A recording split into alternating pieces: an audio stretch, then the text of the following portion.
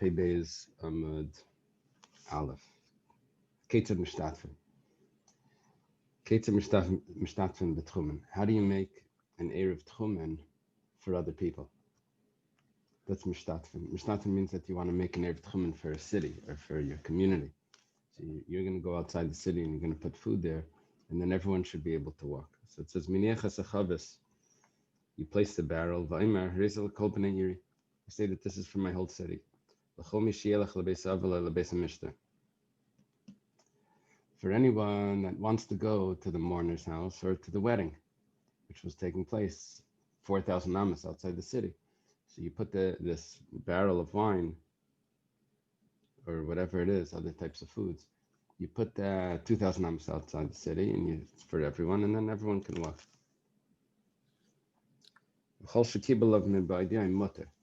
Anyone that accepted the Erev while it's still Friday before Shabbos, then it's acceptable. But once it gets dark, then they can't accept the Erev anymore. Now, this is a little bit of a problem. It contradicts things that we learned earlier, but because you can't make an Erev once it gets dark. Okay.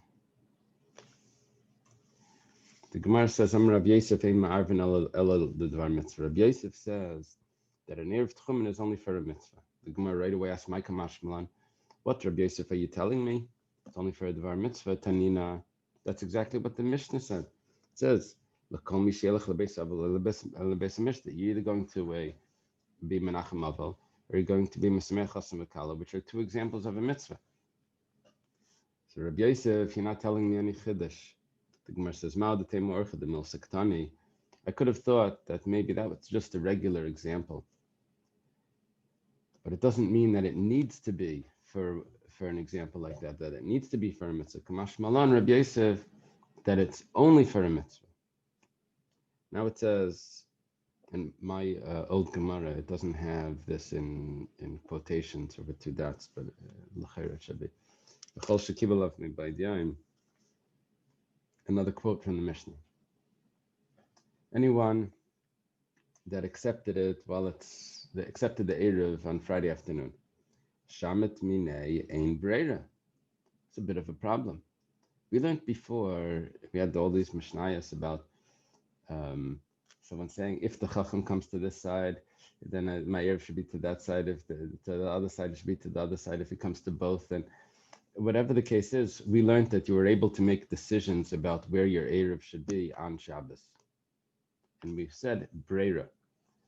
And even according to the opinions of Ein Breira, but by the Rabbanon we hold Breira. Breira means that retroactively, whatever I decide now is retroactively what I originally had intended. Over here we're seeing that you need to accept it Erev Shabbos. It goes against what we were learning before. The Yesh Breira, if you would hold that Yesh Breira, that you can decide later, and that would determine what it was originally intended for, then let it be determined retroactively that that's what he wanted before Shabbos. Amar Ravashi. Ravashi answers this question by saying, Haydiyu v'lei haydiyu ketani. Kibul alav ma'idiyim does not mean that you accepted it. Kibul alav ma'idiyim means that you are notified that it exists. If you were never notified about the Erev, they just told you, by the way, they set up an Erev to the north, and you find out about it on Shabbos. I can't say Breira. That originally before Shabbos, that was your intention. You didn't even know about it. So if you were notified before Shabbos, then yes, on Shabbos you can decide which way you want to go, or if you want to accept that Erev. How do you fit it into Kibbutz? That's what you're asking, Moshe, right? I don't know. I'm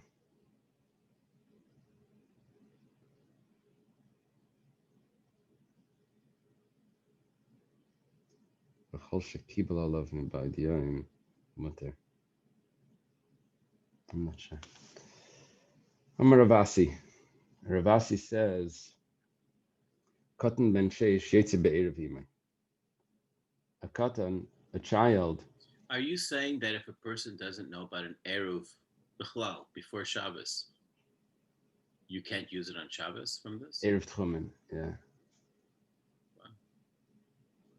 Yeah. And what would be the difference for carrying Eruv that we have?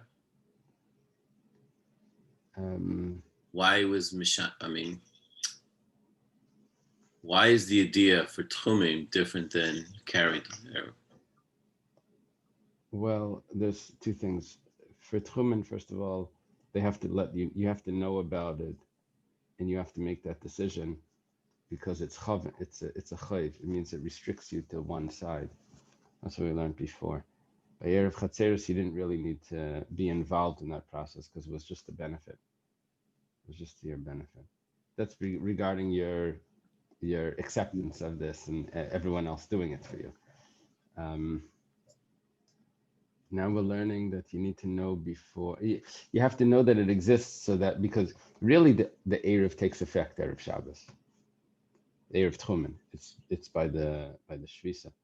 It's by where you started Shabbos. And by Erev Chatzeris, we learned that even if the walls went up on Shabbos, that was also good. It wasn't really like an Erev Shabbos type of thing. Erev Tchumen is where's your location, where's your residence from before Shabbos.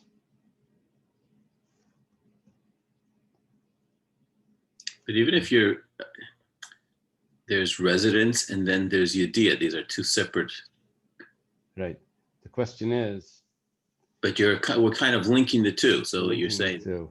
We're saying that even though on Shabbos you can make a decision where your residence is, but that decision is really going back because of Breira. It's going back retroactive. That's really what was originally your location, Erev Shabbos. If you never knew about it, then it's impossible to say that. That's how we're doing it over here. Okay. So maybe now that you brought that out, maybe the pshat is now, V'chol shekibel means anyone that was able to be makabelet mibaydin. That's the pshat.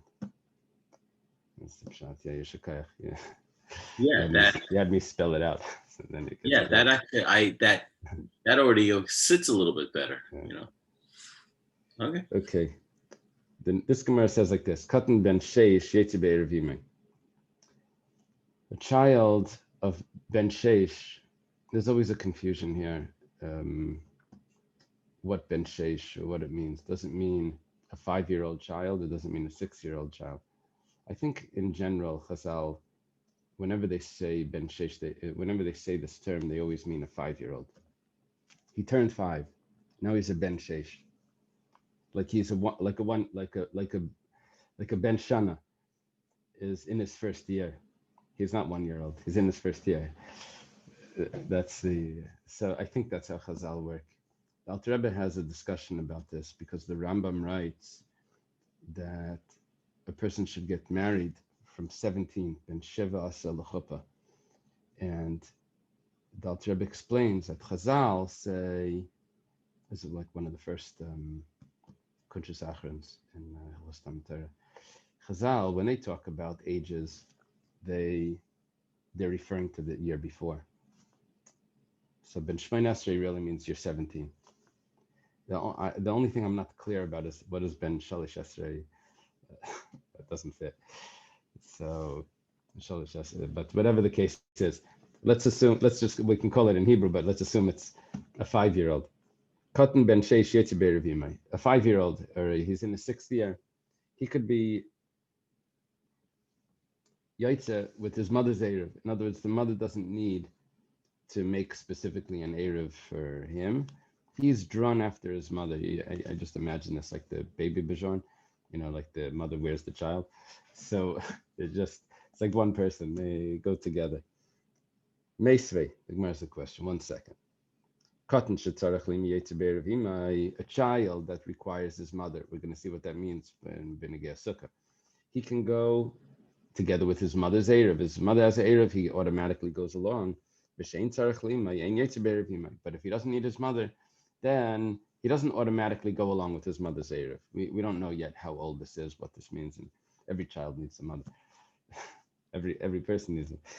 And it says about Yisukah, Ki Hai Gavna, similar. A child that doesn't need the mother is chayiv in the sukkah. Now, the mother is not mechuyev in sukkah. Women are not mechuyev to eat in the sukkah. Children, boys, need to eat in the sukkah because of chinuch.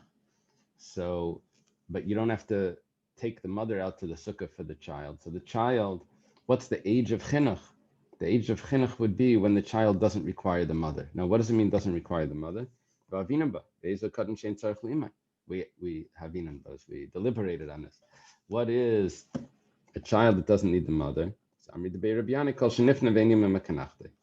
says that a child can use the bathroom and he doesn't have to call his mother to clean him, to wipe.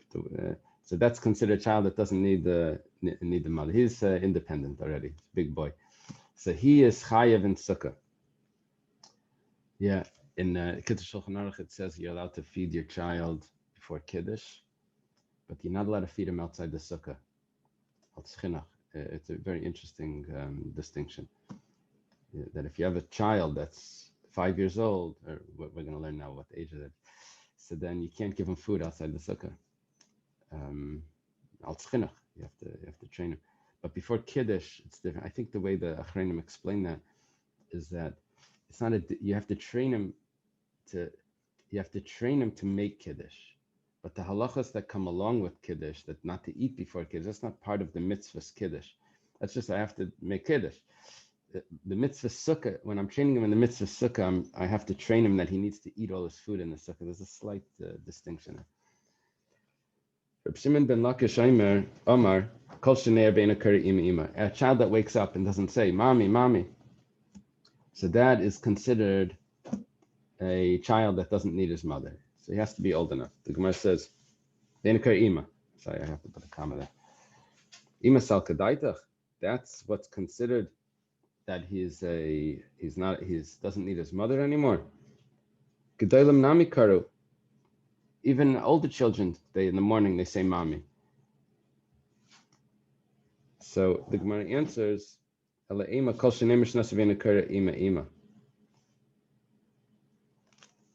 it gets to. But what's that? Okay. Yossi's asking me here, when a child needs, usually a child goes out of diapers at 3. So where's the 5-6-year-old story? So the first pshat, Rabbi Yanai's pshat, was more than going out of diapers. It means that they can actually clean themselves. That's Rabbi Yanai. The next pshat is that he wakes up, Reish Lakish. He says he wakes up in the morning and he doesn't say mommy. The Gemara says, 1 second. A lot of people, even older than that, they wake up in the morning and they say mommy. So he answers that what it means is that he doesn't stop saying mommy until the mommy comes, until the mother shows up. That's a different level. He continues to cry mommy until the mother shows up. So that's considered the child. The kama. How old is that? Kabar Arba, Kabar Chamish. I think it's the same story. Kabar Arba, Kabar Chamish would mean until 3 or 4. It's translated a 4-year-old or a 5-year-old, but it means probably in the 4th year, in the 3rd year, in the 4th year, depending on how. I think that's the pshat. Depending on how precocious, until how advanced they are. Whatever the case is, we have a bit of a problem here. This was a nice long question. That was the Meisvei. The question was, Ravasi says that a child that's 6 years old, up to 6 years old, or I should say, Ben Sheish, is considered, he is being pulled after his mother. He goes after his mother's Eruv. But then we have in Hilchas Sukkah that a child until 4 or 5 is considered a child. And we use the same terms of She'ein Tzarech Le'imai. It's the same term. You see, normally chinuch works like this, that once a child is old enough to perform the mitzvah in its fullest way, then he is mechuyev in that mitzvah. So, like for example, when it comes to lulav, he's chayev in the mitzvah of lulav if he can do the nanuim. In tzitzis, he's chayev if he can put them together to kiss them by the places in Shema. You can grab all 4 together and kiss. So he has to be able to perform the mitzvah. That's when the mitzvah chinuch comes in. So here we're saying that when is he able to perform the mitzvah of sukkah? When he doesn't need his mother. Okay, good. Now we say, when does he follow his mother's Eruv? Sorry, Yossi? What's the whole thing about doing chinuch only when the person turns 9? What's the 9 number? What's to do with everything? Does it say 9? No, I've heard it everywhere. I understood that every mitzvah has its own age. So That was my understanding. Before they should do it? Yeah. So in other words, Not really a time limit. when he begins to speak, you train him to speak the words of Torah. That's very interesting. I'm sorry? No, I'm just understanding. So maybe there's something that has to do with 9 for other things. I'm not sure. Possibly. Maybe Yichud. That may be something. Yichud may have to do with 9. I see. Okay. Very cute, this time. What did they say? Until he graduates from college. I can't see the bottom, but okay.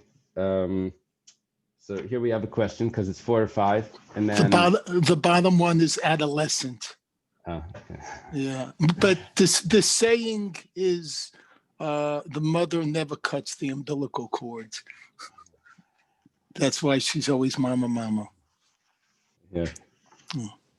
So we're left with a question, a contradiction in the age of a child that needs a mother. Rabbi Shua Breder Ravidi Kikam Ravasi. Rabbi Shua Breder Ravidi says that when did Ravasi say this? That he can follow his mother's Eruv, going to Eruv of Aviv, Litzafin v'ime Ledarim. His father made an Eruv to the north. His mother made an Eruv to the south. We're not talking about that the mother makes an Eruv without him in mind. She has to have him in mind. That's what we're talking about.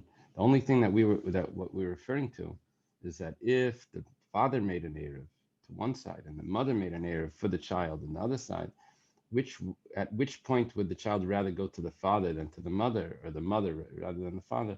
Until 6, he wants to go with the mother. After that, he'll go with the father. So we're talking about that there's 2 Eruvin that were done for the child, but not that he gets drawn automatically.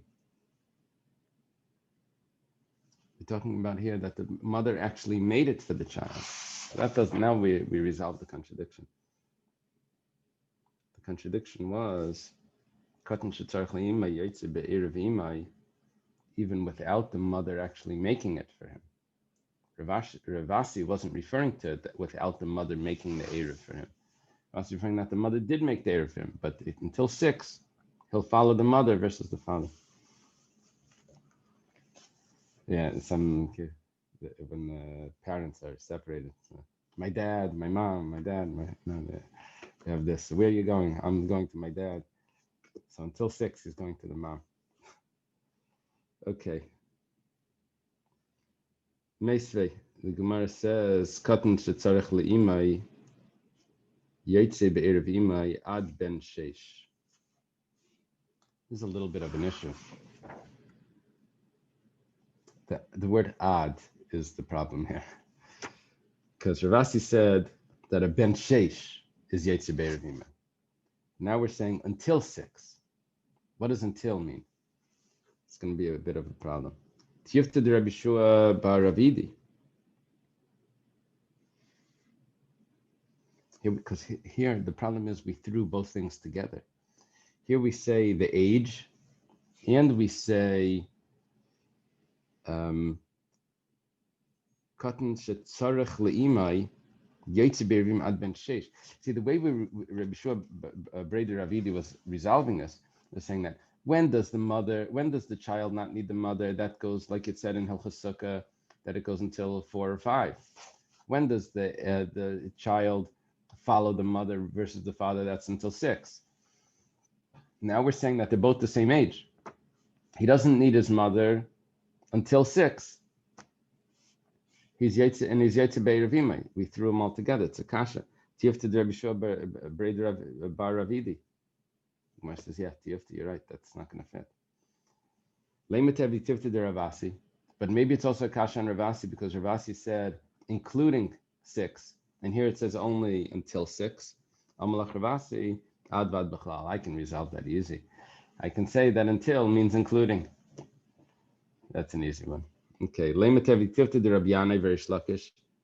But maybe it's a kasha and Rabbi Yanai Verish Lakish. They give different ages. For Kadam Tzarech Lemay ben Hilchas Sukkah. Rabbi Yanai said until the child can clean him, as long as the child can't clean himself.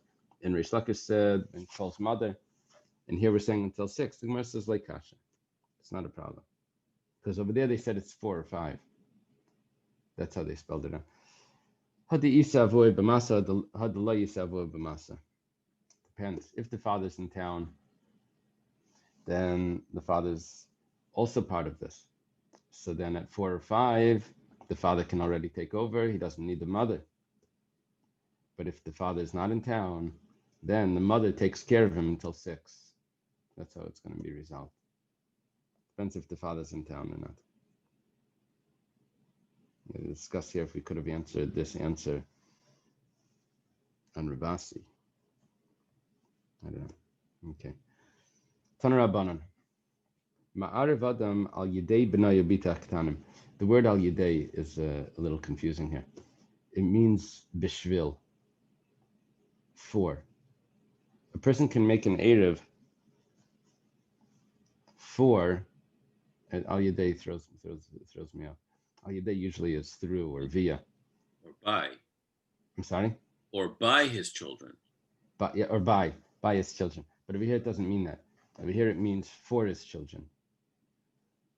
Yes, you'll see when you continue the brisa. And if you look at Rashi, al yadan says b'shvilan. Anyway, let's see. We'll read it through.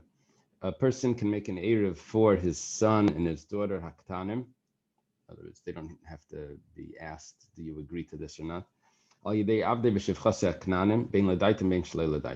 And also for his non-Jewish slaves and maidservants, whether they are aware of it or not. He can make the erev. He makes those decisions. But he can't make the erev. Not for his Jewish slaves and maidservants. Not for his older children. And not for his wife unless they are aware of it. So they have to agree to this. We have another brisa. Person cannot make an erev for his older children. It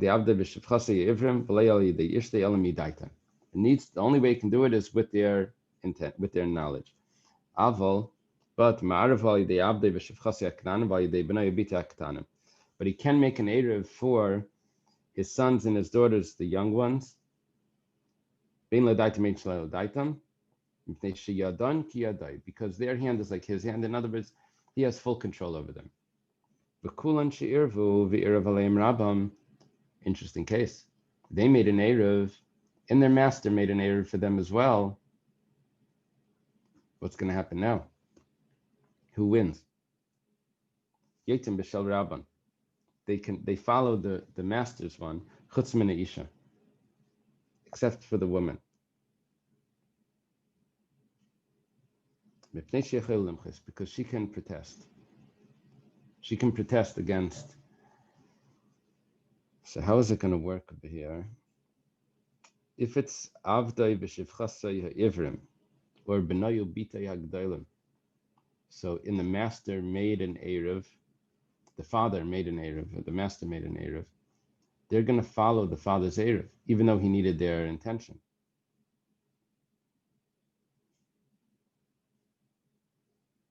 Maybe they have his intention. Maybe he told them what he's doing. They know about it, but they then went and made their own.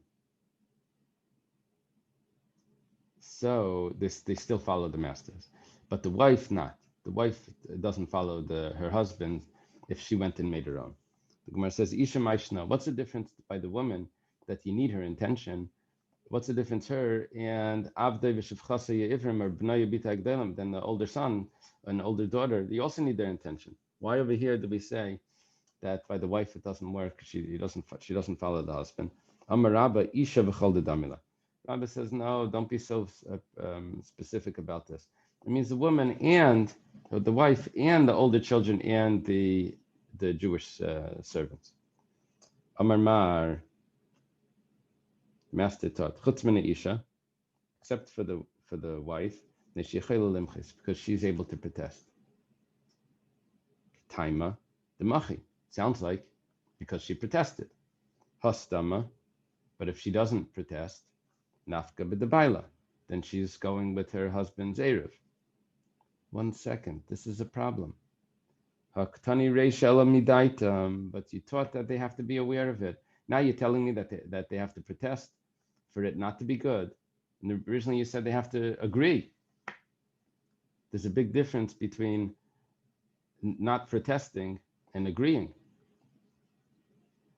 Not protesting could be they didn't even know about it. They didn't protest, but doesn't mean they agreed. The beginning said they need to agree. Now you tell me they just, as long as they don't protest. So, my love, damriyin. Midaita means that they agreed. They said yes. Gemara says, lie. Mayela midaitam dashtiku. Doesn't mean that they said yes. It just means they need to be aware of it. Okay, so now, whenever they're aware of it, as long as they don't protest, it works. That's where we're holding. As long as they don't say no. Okay, so now we've made the line that they always follow the husband or the master's eruv unless they say no. 1 second. If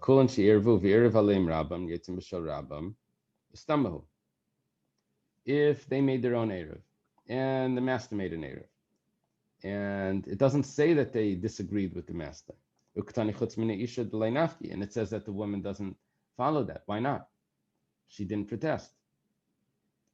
We said as long as she doesn't protest, she follows the husband. Why does she follow the husband? She didn't protest in that case. Amarava, she did protest. She made her own eruv.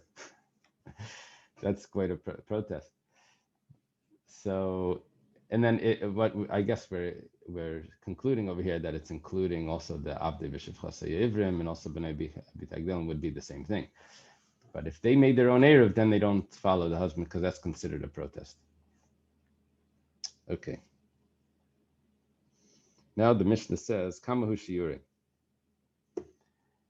How much do you need for the eruv tchumen?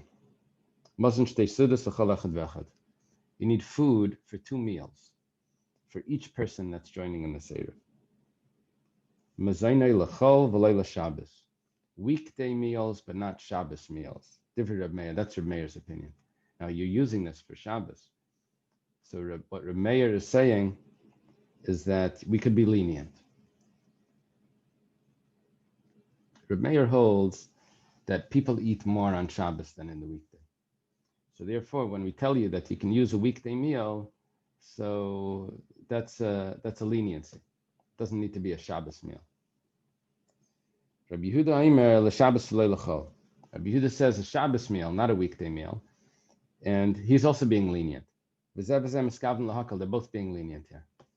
How could Rabbi Yehuda say that a Shabbos meal is less than a weekday meal? So it's because on Shabbos you have 3 meals.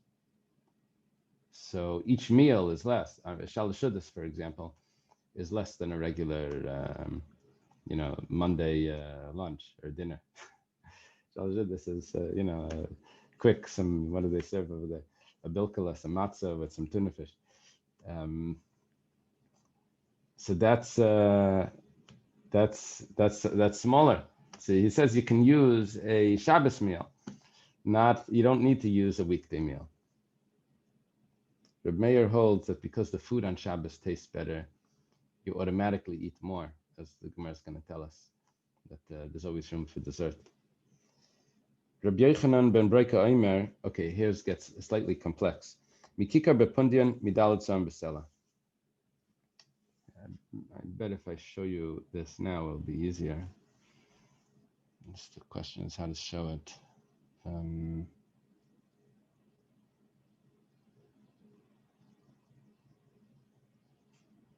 don't have the board. Let me see if he has the chart. Just 1 second.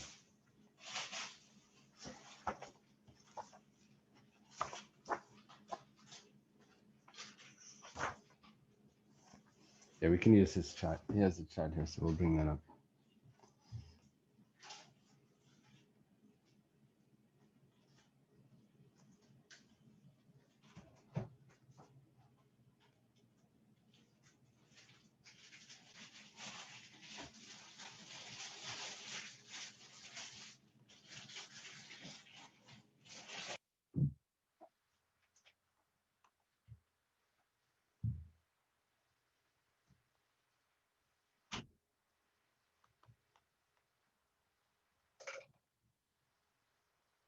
Here we go.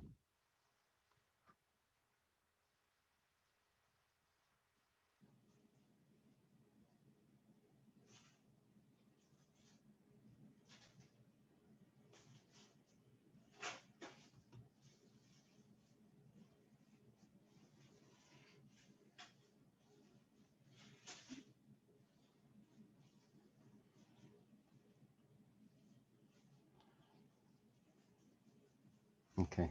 Well, let me start explaining this. It's going to show up the chart.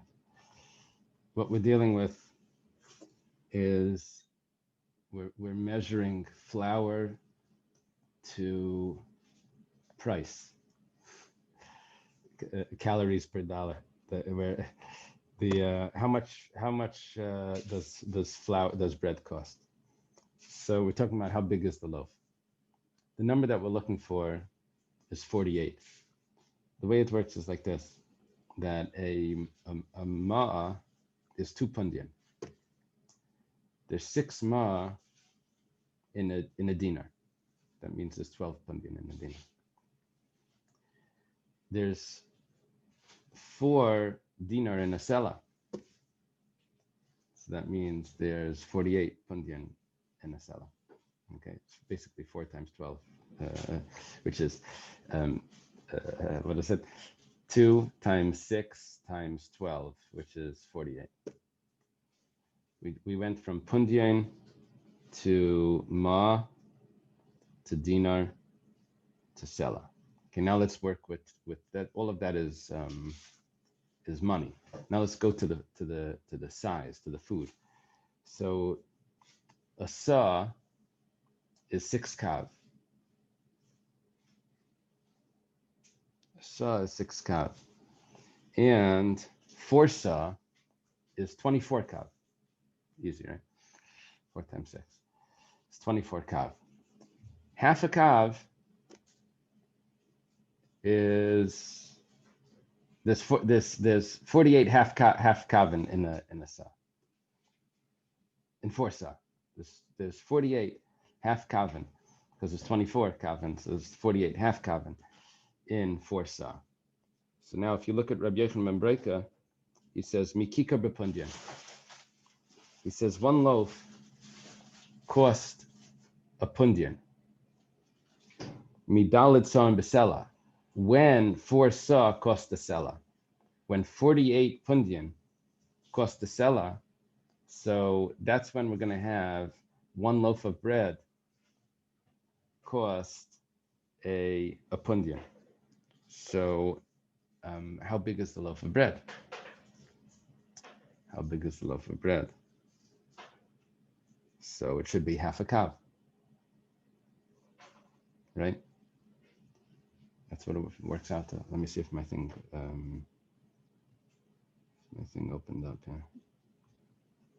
No, it's still loading and loading. I don't know.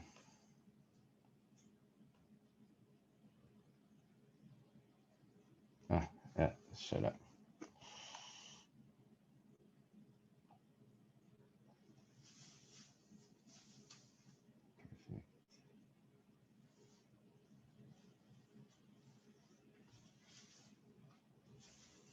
Okay, so let's do it like this. Don't look at that picture yet. That's a little too early.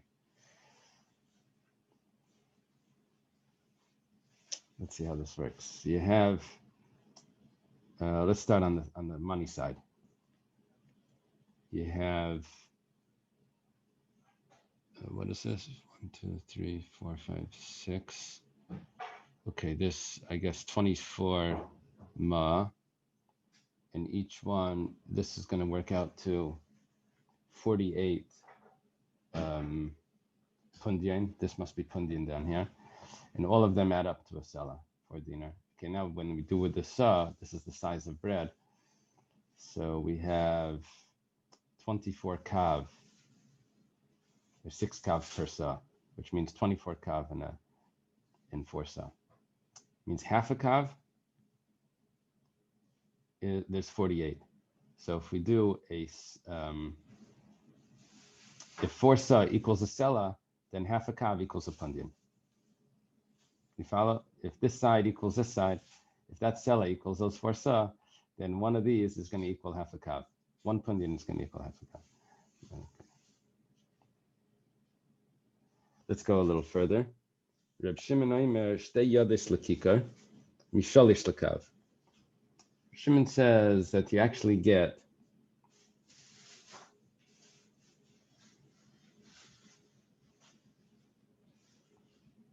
shtei yades lekikar.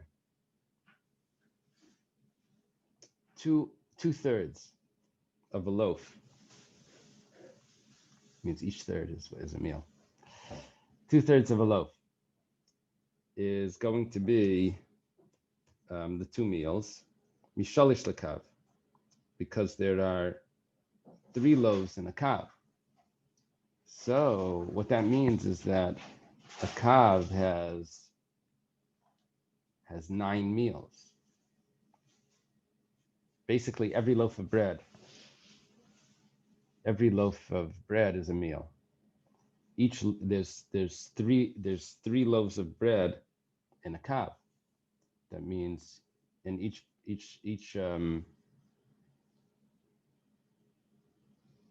how does this work?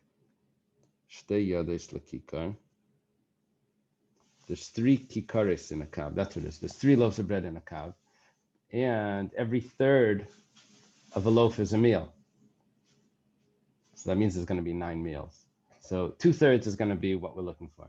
Here we have the kav that made 3 loaves of bread. You see how we sliced it into thirds. So each one is going to be a meal. According to Rabbi Yochanan ben Breka, a meal was going to be made out of a half a kav, and then I would divide that in half. A loaf of bread was made out of half a kav. I would divide that in half. That would be 2 meals. According to Reb Shimon, 1 kav has 3 loaves of bread instead of 2 loaves of bread, like it was by Rabbi Yochanan ben Breka, and 1/3 is a meal.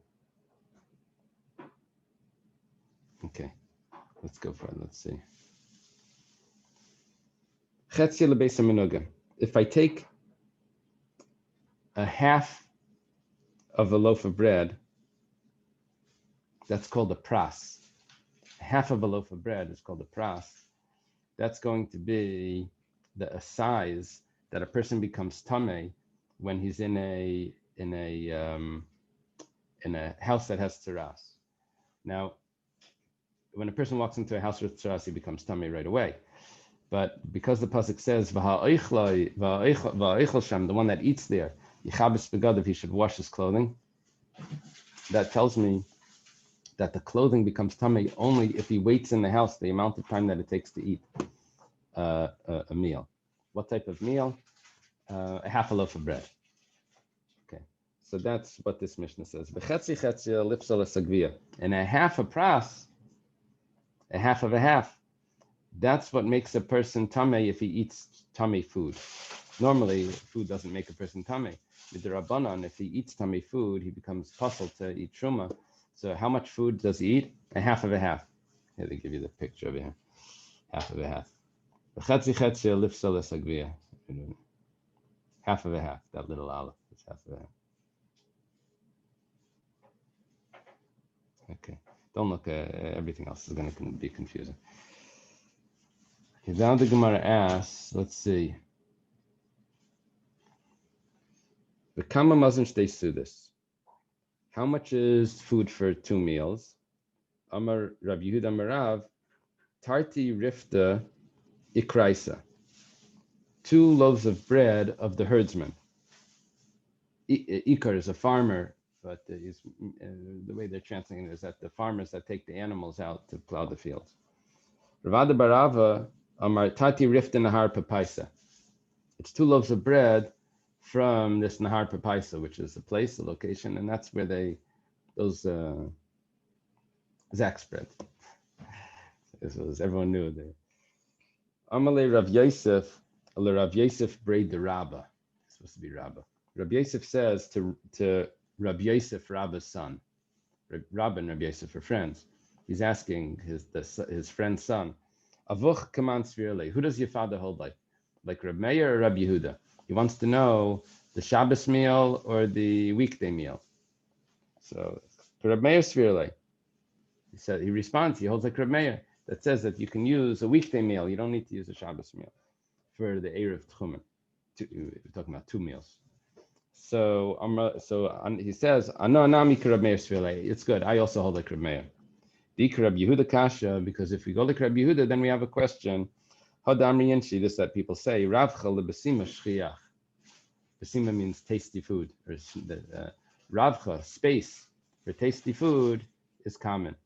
It means that there's always room for dessert. So if you would say that you do the Shabbos meal, then you would have to increase the size of your Eruv, because people eat more on Shabbos because the food tastes better. Okay, Rabbi Yochanan ben Breika Omer. Tana v'kreven divrei liyashavim. This is a little confusing. We said that the Brisa says that Rabbi Yochanan ben Breika and Reb Shimon are very close in size.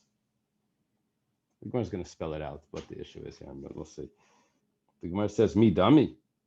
Rabbi Yehuda arba sudas alakava. According to Rabbi Yehuda, according to Rabbi Yochanan, that's the ratio. Is Rabbi Yochanan.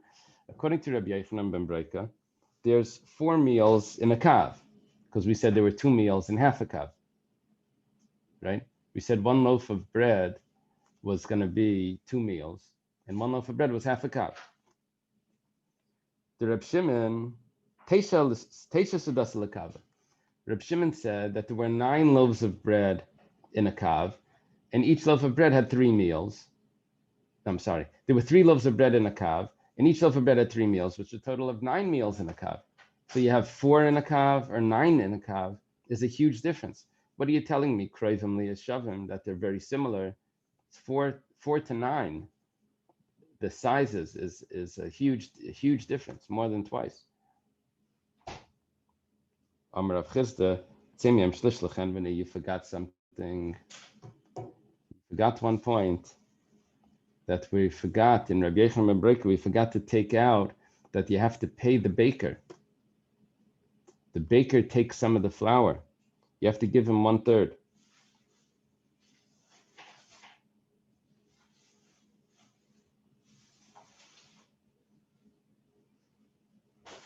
Now, Rabbi Yochanan ben Breika didn't say that it's exactly half a kav per loaf of bread.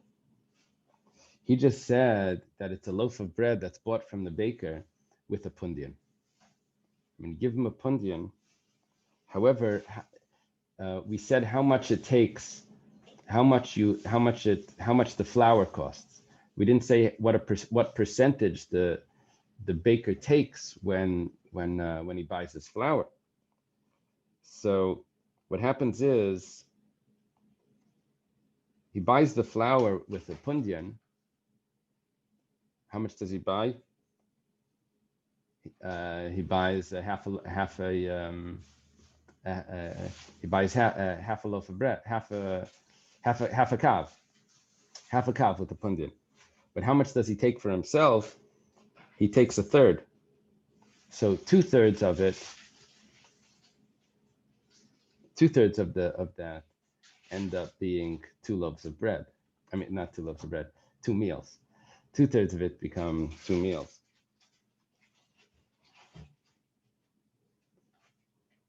So where's the other third?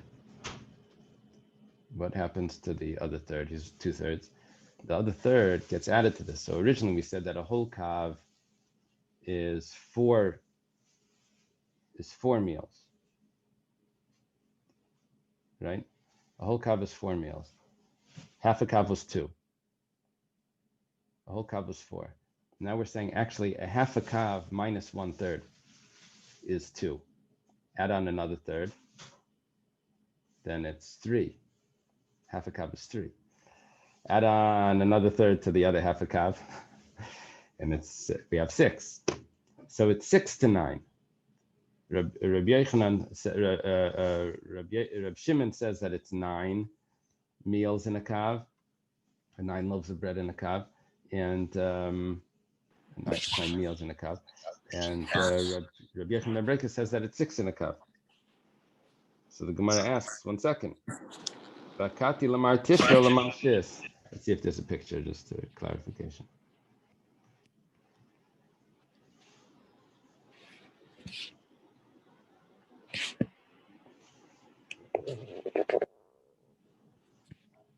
Okay.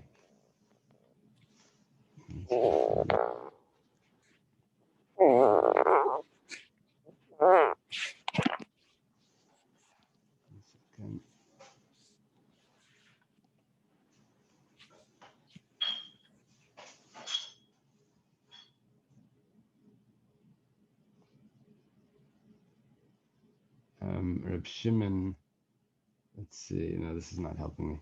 That's the next page.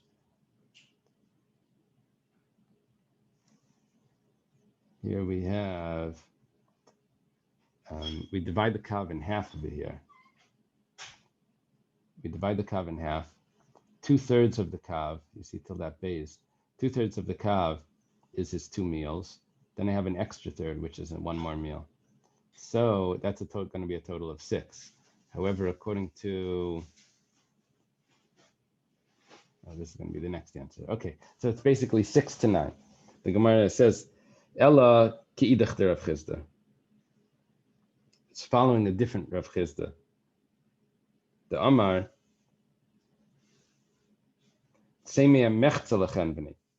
oh, so interesting. The next Rav Chisda says like this, that how much percentage does the baker take? Not a third, like we were saying before. The baker actually takes a half. Now, if I have 2 meals out of a quarter of a kav, because the baker takes the other quarter, which equals a half a kav, that means I have 2 plus the 2 that the baker takes, which is 4, plus the other half, which is another 4, which is 8. So Gemara says, "Bakati lamar tisha lamar tamni." It doesn't come out equal. Reb Shimon still has 9, and Reb Yochanan ben Breka has 8. So it's Hainu Dekamar Krevim Devreli Shavim. So it means that they're close. 8 to 9 is close. The Gemara says, 1 second, but now you have a kasha de Rav Chisda de Rav Chisda. In one place, Rav Chisda says that the baker takes a third. The other statement of Rav Chisda, the baker takes half. It says like kasha. It depends if the owner of the flour gave wood to bake the bread. If he gives wood, then the baker only takes a third of the flour. Takes a third of the flour. If he doesn't give wood, then he takes, and the baker has to use his own wood, then he takes half the flour. Okay. Let's leave it over here. Get ready for Sunday. It's more of the measurements.